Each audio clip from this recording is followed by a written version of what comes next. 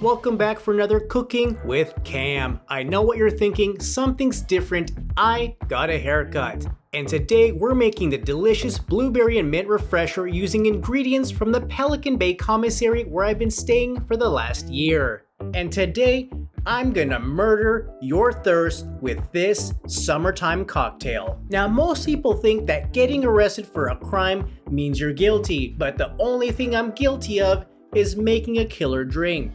And that's what inspired this recipe. The key to adding your own flair to this recipe is in your choice of alcohol. You can use a nice whiskey to make this more of an old-fashioned, or a tequila if you want to make some bad decisions and admit to something you didn't do on Facebook Live. I'm using a nice prison moonshine that I made myself by combining ketchup, some bread, and water in a Ziploc bag. Now, if you're new to distilling, make sure you keep it warm, which is why I place this in my asshole. We only want to use about a half cup of our alcohol and save the rest for the acquittal. That's right. So let's pour this nice and slow. You don't want to rush this part because when you rush, things get messy, then people start asking questions that you don't want to answer. And in the kitchen, we always focus on what's in front of us, not what's been set aside. Let's add 2 tablespoons of fresh lime or lemon juice to give it a little bit of bite like it's fighting back.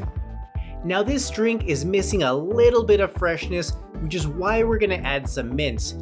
But make sure you don't pack it tightly or chop it up before because it'll bruise and leave marks. You see, small details like this is what separates home cooks from the professionals. Make sure you rinse it off first to remove any debris, dirt, or DNA. And now I'm just waiting on my blueberries, so let's get our seltzer water.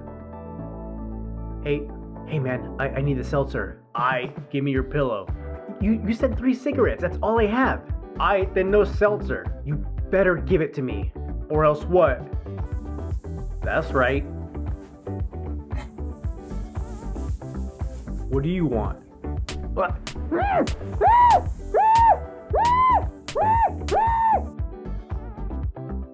And now we have our seltzer.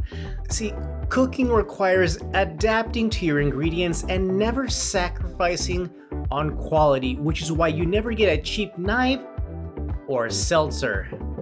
Cam. Oh, that must be our blueberries. What's up with Tony? Oh, he's sleeping. Do you have my berries? Yeah. Hey, your trial got moved to tomorrow and they're keeping the death penalty. So today, we're gonna move a little quicker than usual. We're not gonna rush, because if we rush, we lose control, and if we lose control, things get messy. So we're gonna add a little bit more of our moonshine, just to spice things up a little bit. Because in the kitchen, you gotta prepare for the unexpected and be ready to adjust. In our mixer, we're gonna add about 1 tablespoon of a nice, delicious honey for some sweetness. And now we're gonna add our blueberries. Now we'll add a bit of our seltzer and we'll begin to combine our ingredients. Now we'll start using our muddle to make sure we get them all nice and combined so you can kind of recognize the ingredients, but you wouldn't do an open casket. And finally, the second most important thing is to add ice. Now finally add some ice and give it a stir. Once your drink is nice and cold, we'll start our presentation. I like to use mason jars for that nice rustic look and pour it up to the top. Now, the best part, let's taste.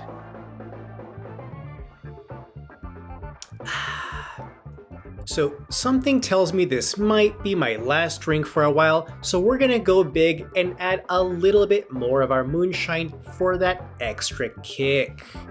Nice and slow, we'll pour it in and we'll give it another,